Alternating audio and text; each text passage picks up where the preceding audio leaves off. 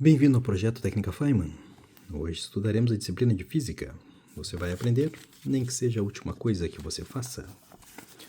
Hoje estudaremos, então, os circuitos elétricos, um circuito em série, em paralelo, misto, as leis de Ohm e outras questões envolvendo geradores, seus potenciais elétricos, rendimentos e afins. Iniciando, então, o estudo do circuito elétrico, precisamos compreender que a corrente elétrica, basicamente calculada pelo kit lá, a corrente elétrica ela vai sempre do polo negativo para o polo positivo. Esta é a direção. Você lembra do campo elétrico? O campo elétrico ele vai sempre do polo positivo para o polo negativo. O campo elétrico. E a corrente elétrica ela vai sempre do polo negativo para o polo positivo. Interessante, não é mesmo?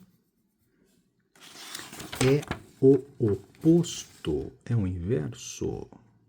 Muito interessante. Bom, com relação então à corrente elétrica que se direciona do polo negativo para o polo positivo, nós temos as leis de Ohm. A primeira lei de Ohm, ou a lei do Uri, ou a lei do Vecchi, enfim, correlaciona então a voltagem, que é o potencial, é igual a resistência em Ohm vezes a corrente em ampere. Essa é a primeira lei de Ohm.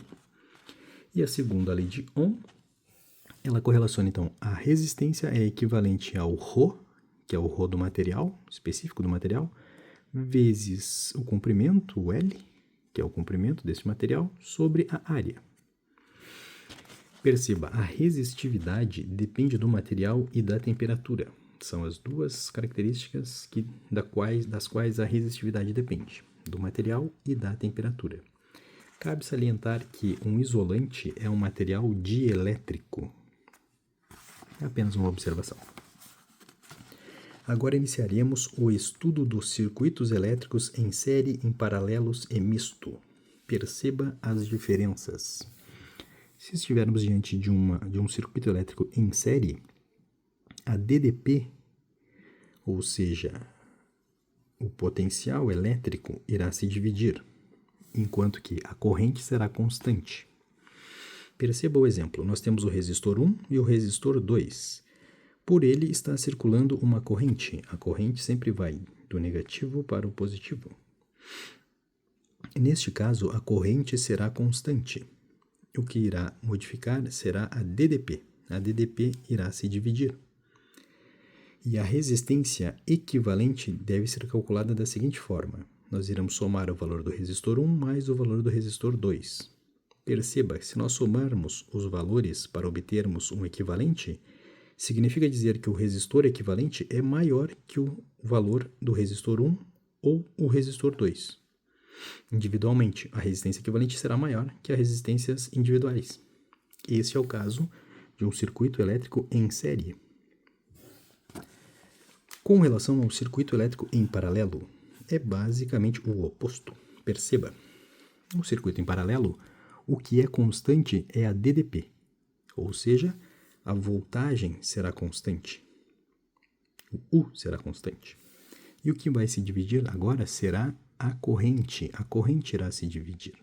Perceba o exemplo. A corrente está chegando através desse circuito e esse circuito é um circuito em paralelo. Ela chega neste nó e a corrente se divide para cima e para baixo. Para cima ela passa no resistor 1, por baixo ela passa no resistor 2 e depois ela se junta novamente no nó. E segue o caminho. Como é calculado o resistor equivalente neste caso? Perceba, existem algumas formas de fazer esse cálculo. A primeira fórmula é 1 sobre o resistor equivalente é igual a 1 sobre R1, o valor de R1, mais 1 sobre R2. Ou quantos outros houver. É uma fórmula, então é o inverso de calcular o resistor equivalente. Agora, se houver apenas 2 resistores, no caso de apenas 2 resistores, nós podemos fazer o produto pela soma. Perceba, o resistor equivalente será igual a R1 vezes R2, esse vezes esse, dividido pela soma, R1 mais R2. E se os valores de R1 e R2 forem iguais, Então, nós poderemos calcular que o resistor equivalente será o valor desse resistor, que é igual, neste caso, para R1 e R2, dividido pelo número de resistores. Simples assim. Perceba que, diferente da série, o resistor equivalente sempre será menor. O valor do resistor equivalente sempre será menor que o valor dos resistores individualizados. Essa é uma observação muito importante para sabermos com relação a circuitos elétricos em paralelo. Ainda, se R1 ou R2 parar de funcionar, a corrente vai diminuir. Por quê? Porque perceba, a corrente chegava até aqui e ela se dividia. Se um deles parar de funcionar, a corrente se divide e, de certa forma, poderíamos interpretar que ela foi perdida.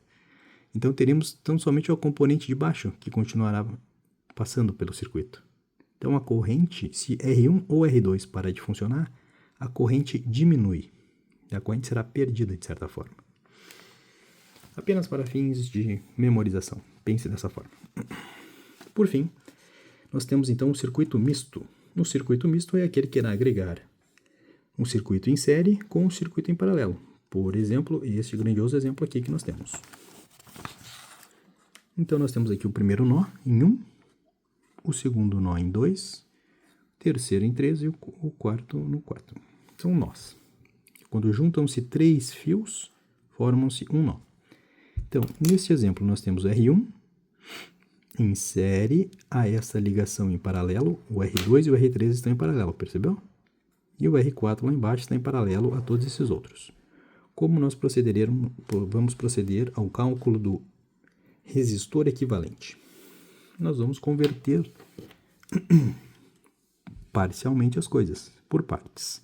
Então, a resistência equivalente será R1, vamos manter R1, e vamos somar a resistência equivalente entre o 2 e o 3. Perceba, se eles estão em paralelo e são apenas 2, eu posso fazer o produto pela soma. Exatamente o que foi feito aqui, ó. R2 vezes R3 dividido pela soma, R2 mais R3. Este é o resistor equivalente 2 e 3. Portanto, nós poderíamos desenhar este novo desenho da seguinte forma. Nós mantemos o R1, e aqui nós vamos desenhar um resistor apenas sendo o equivalente dessa ligação em paralelo, que será o resistor equivalente 2 e 3. E ainda mantivemos lá o resistor 4. Tudo certo. Por fim, nós vamos realizar a resistência equivalente deste novo circuito da seguinte forma. Vamos fazer o R1 mais o resistor equivalente deste aqui. Estamos fazendo basicamente uma associação em série, perceba. R1 mais R2. R1 mais R2. R1 mais R2 vezes R4. Por quê? Porque o R4 está em paralelo. E aí estamos realizando o produto pela soma, percebe? O produto pela soma. Então aqui nós vamos associar estes dois em série através dessa fórmula, R1 mais R3. Isso aqui é uma associação em série. E este valor será multiplicado, ou seja, será vezes o R4. Por quê? Porque eu vou fazer então o produto pela soma.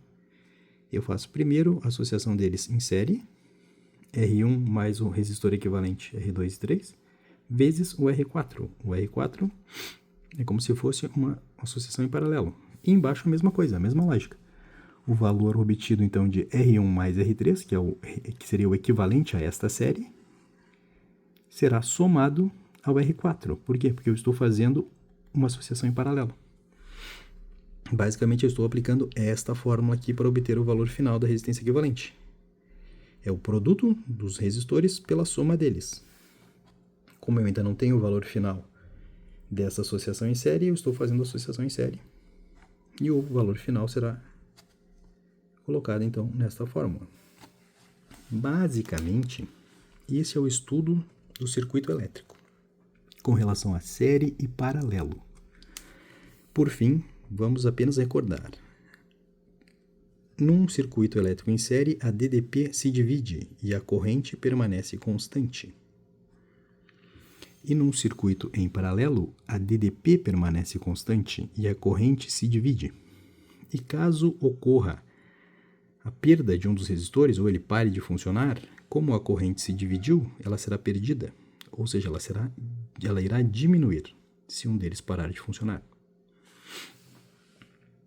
A resistência equivalente de um circuito elétrico em série ela é maior do que o valor individual das resistências, enquanto que a resistência equivalente de um circuito em paralelo ela é menor do que o valor individual das resistências que a compõem.